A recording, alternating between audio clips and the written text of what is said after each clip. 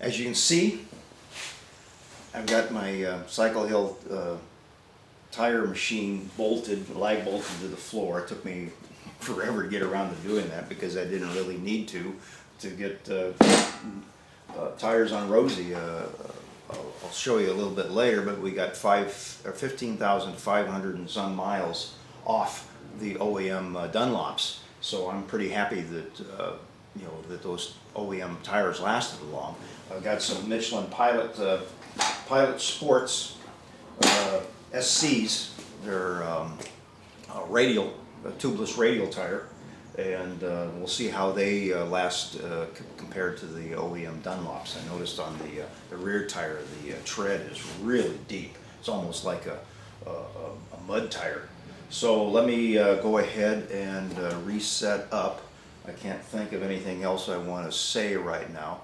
I need to fire my compressor up before we start this to make certain that it's going to have air when I need it.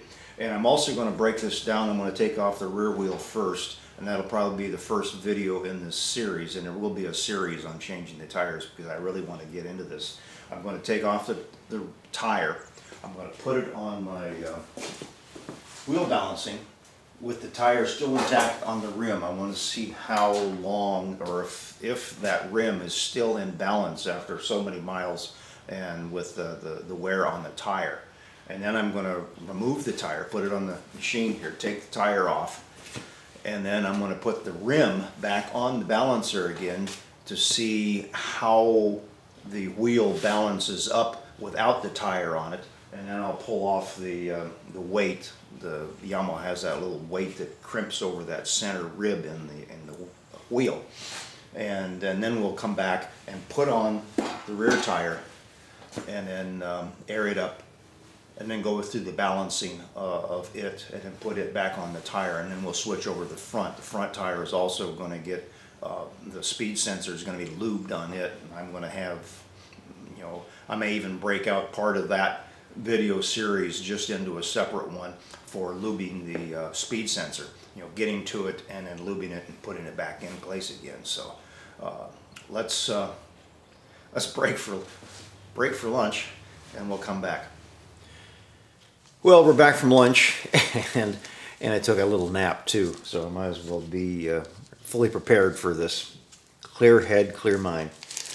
So we're going to, first I'm going to take off the little panel here. Let me reset up and we'll go into it so you don't, won't waste any time on that. And hopefully you'll notice that this is all in HD now with my new Canon high definition camera. I got a pretty good one too, so it should show up on the videos on YouTube as much better quality.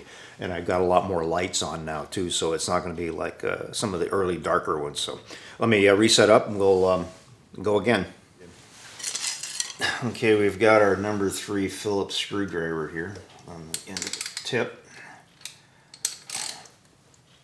There we go. These were a real bugger the first time I took them off.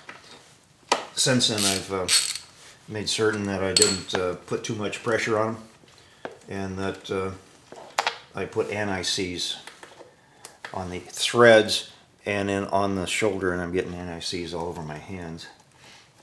But it makes it easier to come off because they are stainless bolts going into aluminum housing here. Now is a good time to take a good look in to see, especially along the bottom. Take your rag and feel and look, see if you get any oil leaks. The little exit tube down here is dry, so I'm not getting any blow-by the inner seal. There's 3 seals, one on the outside, one in the middle, and one over here to keep the silent chain 80 weight out, or in I should say. So we'll change out tips.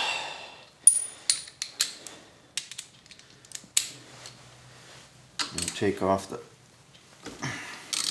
first of the brake bolts.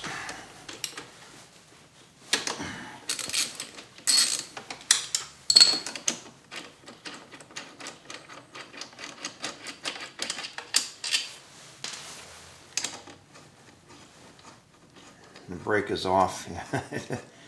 And look to see where it's at. I'm going to take a second here and think about this. I've got I'm going to try to put a stick in between the pads before I lift this the caliper off the disc, just for S&Gs. Well, it seems to work. I took a piece of 6mm plywood I had left over from one of the boats I was building, and I tapered it, and I took my little low-angle plane and tapered it this direction too, on the sides. So it went sliding in and it's coming out the other side. So now I should be able to lift up the brakes, and you can see it in there. Let me pull in the camera. Yeah, you can see it going down through the, in between the brake pads. So now I know that whatever I do, like, they're not going to be screwing up on me.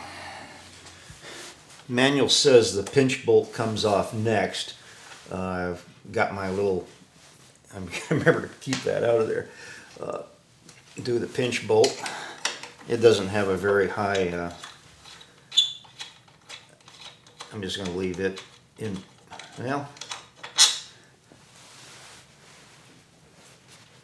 does it go through? No, it doesn't. I was thinking sometimes they have a slot in shafts where one of these bolts will go through to keep it from twisting, but it doesn't look like it has one of those. But I'll just leave it. Go ahead and leave it in there. Get it away. Now what?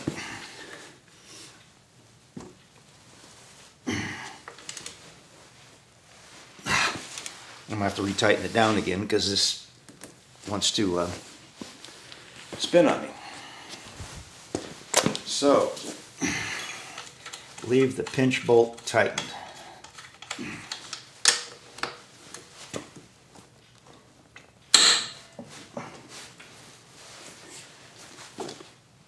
Okay. This thing is like 75 foot-pounds. Yeah.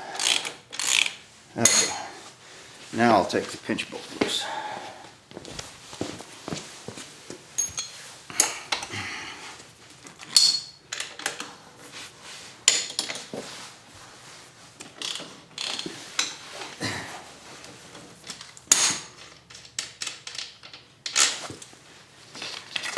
I wasn't certain how heavy it was going to be, so I took a piece of wood and it taps out. So let me go ahead and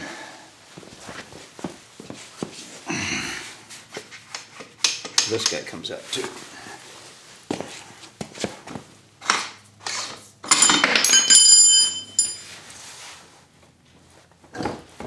There we go. A little pull and it's out. Hallelujah! It didn't take long. I suppose I'm going to have to grease up that spline too. I got to figure out what kind of grease it is. You can see what that spline looks like in there, and then got to get the some cleaner and get all that. It's probably the stuff that the de-icing that I got to clean off there, but I don't see any corrosion in there. So something else they say when you have the axle out is take it on a flat surface and give it a roll, and if there's any wobbles in it. I've never really hit anything bad with it.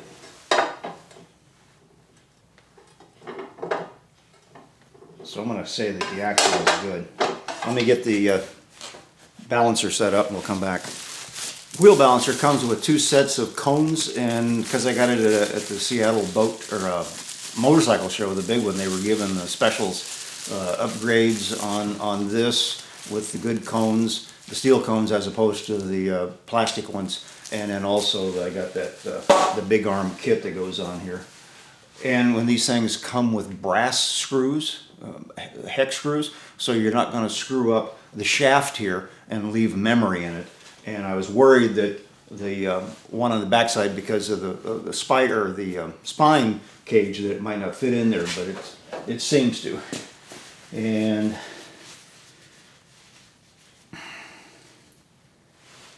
where's the weight? Now the weight is right in here. And this is the Yamaha weight. Let's see if it settles down.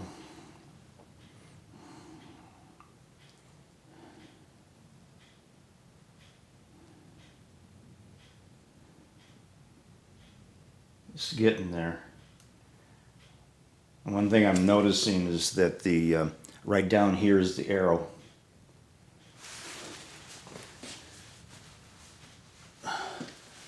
But the arrow on the other side and the circle is up in on this side, on the other side. So I know that I'm balanced. I need to get a gauge, a feeler to see if the run out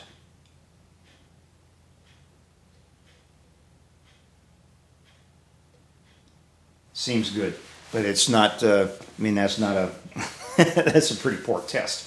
You need to get the right tool. So it's time to break the bead on this puppy, and let's change the tire.